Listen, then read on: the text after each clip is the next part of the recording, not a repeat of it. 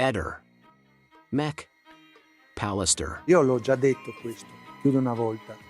Lui ha risposto e mi ha detto: sono a Basovizza a pranzo con mia figlia, ne parleremo. Non chiedermi come, quando e perché. Lui ha telefonato una sola volta il mercoledì, una sola volta, io stavo tornando. La chiamata in cui Claudio dirà di essere di ritorno a Basovizza avviene il 15, una chiamata molto breve, quindi non è sicuramente la chiamata del mistero del 21. Ma è solo di recente che Claudio Sterpin ha attribuito la data del 15 alla chiamata in cui rispose di essere a Basovizza. C'è poi da ricordare che Sebastiano per ragioni inspiegabili bloccò Claudio, quindi in ogni caso i due non si potevano più sentire, finché a un certo punto, per ragioni altrettanto misteriose, Claudio viene sbloccato. E così a quanto pare si sentiranno il 21 alle ore 17:16 in una chiamata che durerà 96 secondi. È mai possibile che né Claudio né Sebastiano ricordino nemmeno il contenuto di questa chiamata? E vedo che il telefono c'erano delle chat così, no? E telefono a questo tipo, mi fa ciao Sebastiano, evidentemente mi conosce. Ho visto che mi ha mandato sì, perché fa ogni martedì veniva a sistemarmi la casa. E sono rimasto, perché ho detto: io guarda, di tutta questa storia qua non sapevo niente. Se ha chiamato lui verso le ore 13 o 14 potrebbe essere questa la chiamata del 21. Anche la durata sembra congrua. La mia riserva sta però sull'orario. Le ore 17 mi sembra tardissimo. Con la polizia abbiamo scoperto che alle 8:22 lei ha telefonato a lui dicendogli: scusami, arrivo in ritardo perché devo andare alla 3, Win 3. E dopo io a un certo punto sono andato a vedere alla Win 3, però mi hanno detto che non era venuta. Cioè questo mi fa pensare le cose, come una persona così che va a vedere perché non è venuto, no? E cosa facesse lei in quella casa, a casa sua, no? Incredulo. Anche perché ieri ho anche telefonato ieri al fratello, ho detto: Sergio, io ho difficoltà a capire questo, cioè non riesco.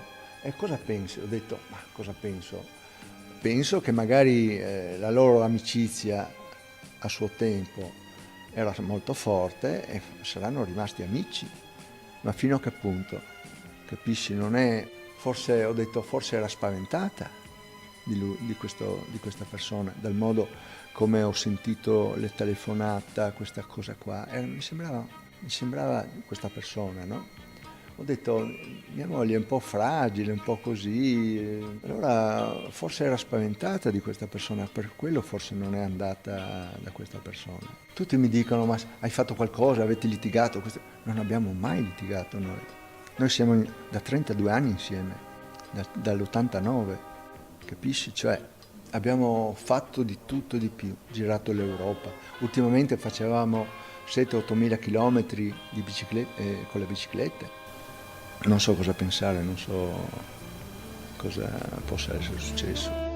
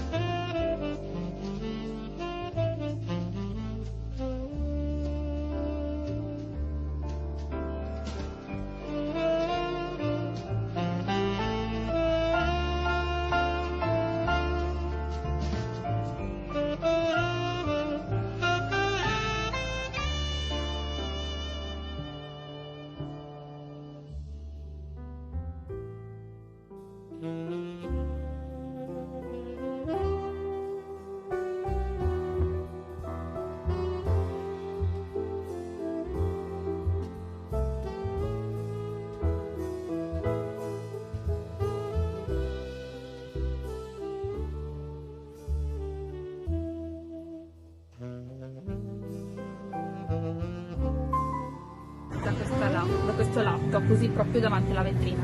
Era un'espressione triste, la vedevo preoccupata, la vedevo in pensiero, non è stato un solito sguardo. Una persona semplice, molto generosa, che a me ha regalato certe cose, mi ha regalato una foto, perché piaceva anche a Liliana fare le foto. Semplice fare le foto. Semplice, cioè sempre rilassata, la vedevo passare, non quel quell'espressione del viso che qualcosa non va bene, insomma, non lo vedevo.